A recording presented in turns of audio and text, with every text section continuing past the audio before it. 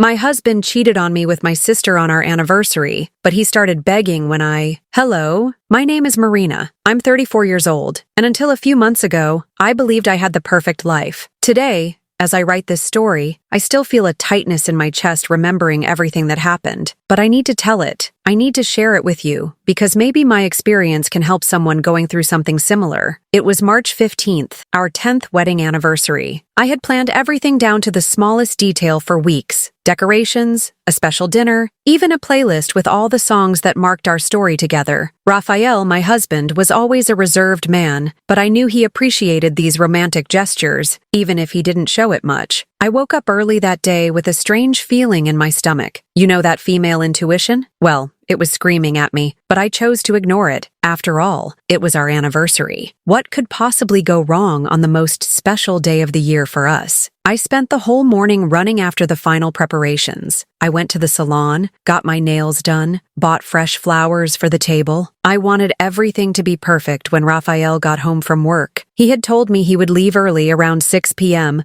so we could enjoy the evening together. At 5:30 p.m., I called my sister Carla. She lived just 2 blocks from my house and had always been my confidant, my best friend. We had been very close since we were little. She's only 2 years younger than me, always the extrovert while I was more centered. I wanted to tell her about the surprise I had prepared for Raphael. "Hi, Car. You won't believe what I've prepared for tonight," I said excitedly on the phone. "Hi, Mari. Look, I can't talk now. I'm busy," she replied with a strange, breathless voice. "Are you okay? You sound weird." "No, it's nothing. We'll talk later, okay?" She hung up quickly. I thought it was odd, but figured maybe she was in the middle of some workout. Carla had always been vain and was always exercising at home. At 6:15 p.m., Raphael still hadn't arrived. I called him, but the phone went straight to voicemail. I thought maybe he was stuck in traffic. At 6:45 p.m., I tried again. Nothing. My heart started to race. That's when I had an idea that would change my life forever. I decided to go to his office to see if everything was okay. I grabbed my car keys and rushed out. On the way, a voice in my head told me to go to Carla's house first. I don't know why, but I obeyed that intuition. I arrived at her house and saw Raphael's car parked in the driveway. My world collapsed at that moment. My legs trembled.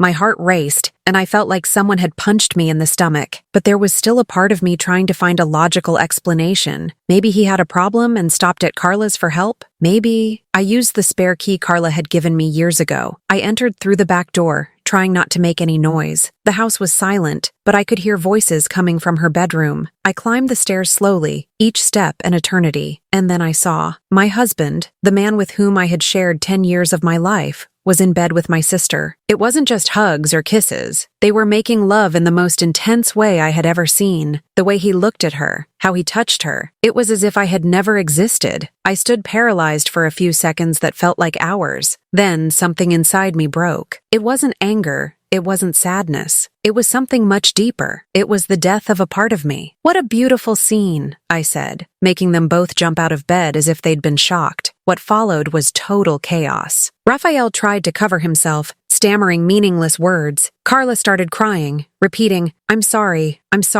like a mantra. But I was strangely calm. "How long?" I asked, with a voice I didn't even recognize as my own. "Mari, I can explain." Raphael tried to approach. "How long?" I repeated more firmly. 2 years, Carla whispered, unable to look me in the eyes. 2 years. 2 years of lies, of farce, of me being made a fool. 2 years of me planning our anniversaries, of me taking care of our marriage while he built a parallel life with my own sister. I left that room, went down the stairs, and went home. They came after me, of course. Raphael driving like crazy, Carla crying in the passenger seat. They arrived at my house a few minutes after me. "Marina, please let me explain," Raphael begged on his knees on our living room floor. "It was a mistake. It was a weakness. I love you. I've always loved you." Carla was leaning against the wall, sobbing. "Mari, I didn't want it to be like this. I tried to resist. But what, Carla? But you decided you wanted what was mine? That's not it. We fell in love, Mari. I know it's terrible. I know it's wrong. But it happened. They fell in love." That word echoed in my head like a gunshot. It hadn't just been sex. It hadn't just been an affair. They had built feelings for each other at my expense. Raphael was still on his knees, holding my hand tightly. "Marina, I beg you, give me a chance. We can overcome this. I'll end everything with her now. I'll never see her again. Please don't throw away 10 years of marriage. I looked at the man I thought I knew. I looked at him begging, desperate, promising the world. And then I looked at my sister, who had betrayed not only my marriage, but our entire life story. Do you want to know what I'm going to do? I said, getting up and walking to the table where our wedding album was. I'll tell you. I opened the album to the first page, where our wedding photo was. Raphael radiant with happiness, me with the most sincere smile I've ever had. I'm going to divorce you, Raphael, and I'll make sure everyone knows why. I won't hide it. I won't lie to protect you two. Marina, it doesn't have to be like this. Carla tried to interject. It does, Carla. It does because for 2 years you made a fool of me. For 2 years I lived a lie while you lived your truth. Raphael stood up, tears in his eyes. What if I say I choose you? What if I say it was all a huge mistake and I want to win back your trust? I laughed. It was a bitter laugh, but I laughed. Raphael, you had 2 years to choose. You chose her every day for 2 years. The only thing that changed today is that you got caught. But I can change. We can start over. Do you know the difference between you and me, Raphael? When I make a choice, I accept the consequences. You made your choice. Now I'm making mine. I grabbed my bag and headed for the door. I'm going to stay at my mother's for a few days. When I come back, I want your things gone. Marina, wait, they both said at the same time. I stopped at the door and turned around. Do you know what the saddest part of all this is? It's not even the end of my marriage. It's knowing I lost 2 people I loved more than my own life on the same day, and on our wedding anniversary. I left that house and drove to my mother's. The whole way, I cried like I'd never cried before. It wasn't just for the betrayal, it was for the end of an era. It was for the end of the Marina who believed in fairy tales, who believed true love always wins. In the weeks that followed, Raphael called me every day, sent flowers, letters, gifts, showed up at my mother's door begging for a conversation. Marina, just give me 5 minutes. Let me explain how it all happened. Carla also tried to reach out, sent long WhatsApp messages telling how guilty she felt, how she couldn't sleep, how she never wanted things to get to this point, but I was somewhere else mentally. I was cleaning up my life, reevaluating everything. I went to therapy, talked to friends, read books about new beginnings, and I came to an important conclusion. I didn't want to be the Marina who let other people define the course of my life anymore. A month later, when I went back home to get some things, I found Raphael waiting for me in the living room. He had lost weight, had deep circles under his eyes, clearly not well. Marina, please, just listen to me for 5 minutes. For the first time in a month, I stopped to listen to him. I know I have no right to ask for anything. I know I betrayed your trust in the worst possible way, but I need you to know that it all started innocently. Carla was going through a tough time at work. You were always busy with your projects, and I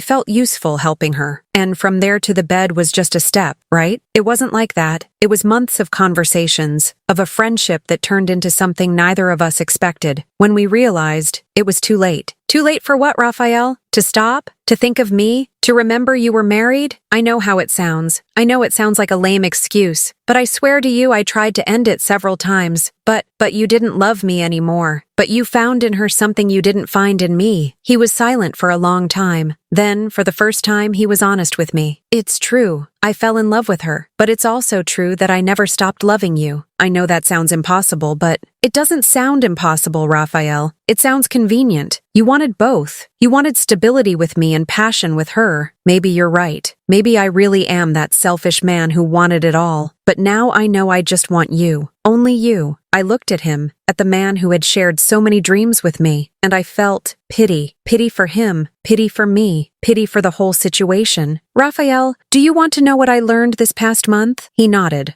hopeful. I learned that love is not enough. Love without respect, without honesty, without loyalty, is just a pretty word, and you didn't respect me for 2 years. But I can learn to respect you again. I can win back your trust. You can, but not with me, not anymore. I got up and walked over to him. For the last time, I touched his face with affection. I forgive you, Raphael. I forgive you, and I forgive forgiving Carla. Doesn't mean forgetting, and much less does it mean going back. Forgiving means I won't carry this weight with me for the rest of my life. Marina, let me finish. You two gave me the greatest gift you could have given me, even without knowing. He looked at me confused. You freed me from a life of lies. You freed me from a marriage that only worked because I didn't know the truth. You gave me the chance to start over being fully myself. But what if I change? What if I become the man you deserve? Then you'll make some woman very happy. but it won't be me. That was the last conversation we had. A week later, the divorce papers were ready. Raphael signed everything without question, without fighting over assets. I think he finally understood there was no going back. Carla tried to reach out a few times in the following months. I found out their relationship ended a few weeks after everything came to light. Apparently, their passion only worked in secret. When it became public, when they had to deal with the consequences, they realized it wasn't as solid as they thought. She sent me a long letter 6 months later. She said she had lost not only a sister, but her best friend, that she regretted it every day, that she wished she could go back in time and do everything differently. I replied to her letter. I said I also missed the sister I had for 32 years, but that the woman who betrayed my trust was a stranger to me. I said that maybe one day, far in the future, we could have some kind of relationship again, but it would never be the same as before. Today,